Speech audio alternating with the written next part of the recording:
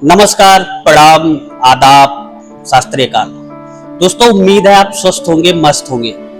दोस्तों, कई बार क्या होता है हमारे छोटे से जीवन में हमारे द्वारा या परिवार के किसी सदस्य द्वारा छोटी सी ऐसी बातें बोली जाती हैं जिससे हमारा पूरा परिवार टूटने के कागार पर आ जाता है, या आपस में यूं कहें कि परिवार में वैमनस्यता बढ़ जाती है।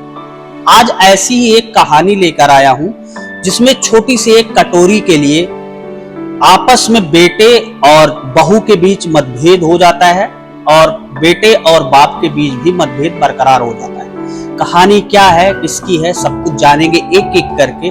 तो आइए बिना देरी किए वीडियो शुरू करते हैं। दोस्तों, एक 55 साल की उम्र का व्यक्ति जिसका नाम करण था, उसकी पत्नी एक असाध्य बीमारी से ग्रसित थी।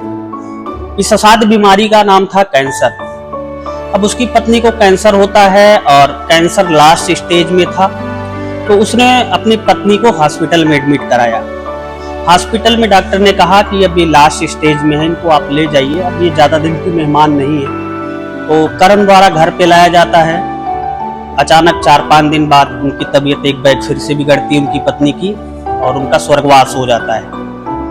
अब जो करण की फैमिली होती है उसमें उनका एक बेटा होता है जिसकी उम्र करीब 18 साल की होती है, और करण रहता है खुद, और जिसकी उम्र 55 साल की होती है, और उसकी वाइफ जो अब स्वर्गवासी हो गई होती है। अब होता क्या है कि धीरे धीरे समय व्यतीत होता जाता रहता है, और करण जो है अपने क्षेत्र का बड़ा व्यवसायी रहता है। उसका बड़ा बिजनेस है, बड़ा कारोबार है, मार्केट में एक नाम है, बाजार में एक अच्छा खासा नाम करण ने बनाया हुआ है। समय धीरे धीरे गुजरता जाता है और करण का बेटा जो कमल है वो आगे चल के बड़ा होता है, और करण को अब ये लगता है कि अब मैं भी थोड़ा सा बुजुर्ग हो चुका हूँ, तो 3-4 साल और उसकी पत्नी को गुजरे हुए होते हैं। उसकी उम्र करीब 58 साल की होती है, तो उसको लगता है कि क्यों ना मैं अपने बेटे को काम सारा सौंप दूं, अपना जो भी व्यवसाय है वो मैं अपने बेटे को सौंप दूं, कमल को। अब वो क्या करता है कि अपने बेटे को सारा व्यवसाय सौंप देता है, और बेटा बखूबी बाप के कंधे से कंधा मिला के व्यवसाय में रम जाता है पूरा। और जैसा कि आप लोगों को पता ही है कि हमारे समाज में जब किसी बच्चे के ऊपर जिम्मेदारी दे दी जाती है, अगर वो उसको सही से निर्वहन करता है, तो आगे का जो काम होता है वो ये होता है कि लोग, घर वाले, परिवार वाले उसकी शादी के बारे में सोचने लगते हैं। अब करण भी उसी श्रेणी में था, तो करण ने कमल की शादी कर दी। अब जो करण था, अब उसका काम ये था कि बेटे ने सारा काम संभाल ही लिया है, शादी हो ही गई है, घर में बहू आ गई है, अब वो अपनी जिम्मेदारियों से मुक्त हो गया और निश्चिंत हो गया।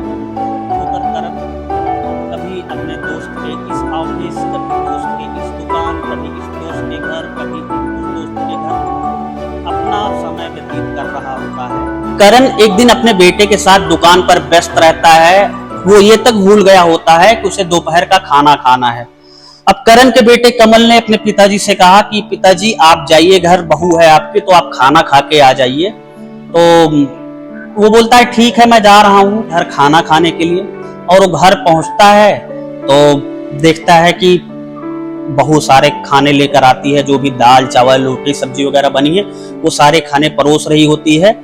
तो ये खाना खाता ही रहता है। इसी बीच इनके सुपुत्र जी करण जी भी आ जाते हैं बीच में ही। तो दोनों लोग बाप बेटे साथ में ही बैठते हैं। तो बाप कहता है बहू से कि बेटा आ गया, इसका भी खाना निकाल दो। तो बेटा मना करता है, नहीं नहीं पापा, आप आराम से खा लो, फिर मैं खाऊंगा, आराम से भोजन कर लीजिए, उसके बाद में आपके भोजन करने के पश्चात ही पिताजी मैं भोजन करूंगा, और आप भोजन करके आप दुकान पे चले जाइए, दुकान पे कोई है नहीं, तो आप दुकान संभालिए, तब तक मैं भी भोजन करके आता हूँ। पिताजी खाना खा ही रहे होते हैं। इसी बीच में उनके मुंह से निकलता है कि बहू एक कटोरी दही देना। अब बहू के मुंह से निकलता है कि पापा आज दही नहीं है, दही खत्म हो गया है। तो अब पापा को थोड़ा सा अचरज होता है कि आज सुबह ही मैंने दही दिया 1 किलो लाके, अब वो कैसे खत्म हो गया, किसको खिला दिया, खुद खा लिया या फेंक दिया, क्या किया। लेकिन कोई भी प्रश्न नहीं करते हैं कि आखिर हुआ क्या दही का। वो आराम से खाते हैं और चले जाते हैं। कुछ देर बाद जब उनका बेटा खाना खाने बैठता है तो उसकी वाइफ जब खाना लेकर आती है तो थाली में देखता है दाल चावल रोटी सब्जी के साथ साथ एक दही का भरा हुआ कटोरा आता है, जिसे देख के वो सहम सा जाता है और उसे अंदर से खीज होती है। सारी चीजें देखता है कि अभी कुछ देर पहले जब पिताजी ने दही मांगा था तो इसी मेरी पत्नी ने, इसी बहू ने पिताजी को ये कहते हुए दही ना देने से मना कर दिया था कि आज घर में दही नहीं है, लेकिन ये मुझे स्वयं को लाके दही खिला रही है।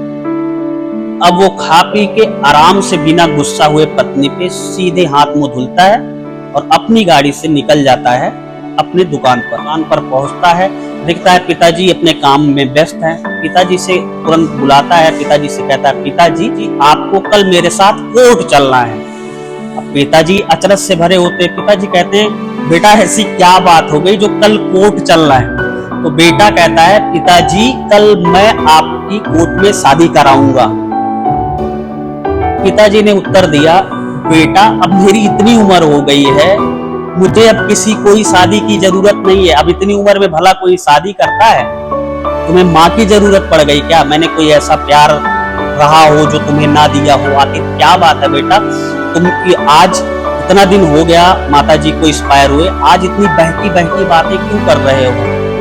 तब बेटा जवाब देता है पिताजी ना मैं आपके लिए बहू ला रहा हूँ, पिताजी न मैं आपके लिए पत्नी ला रहा हूँ और ना अपने लिए माँ ला रहा हूँ। और आपने मुझे जीवन में इतना प्यार दिया है कि ना ही आपको पत्नी की जरूरत है और ना ही मुझे माँ की जरूरत है। मैं तो सिर्फ आपके एक कटोरी दही का इंतजाम कर रहा हूँ। इतना सुनते ही पिता की आंखों में आंसू आ जाते हैं और दोनों एक दूसरे से लिपट कर रोने लगते हैं। और बेटे को आभास होता है कि मेरी पत्नी ने गलती कर दी और पिता को आभास होता है कि बेटे ने कहीं ना कहीं से बहू का पक्ष ना लेके मेरा पक्ष लेकर इस पाप को प्रायश्चित कर लिया, इस पाप को भुला दिया, इस गलती को, बहू की गलती को अपने सर लेके यहीं पे खत्म कर दिया।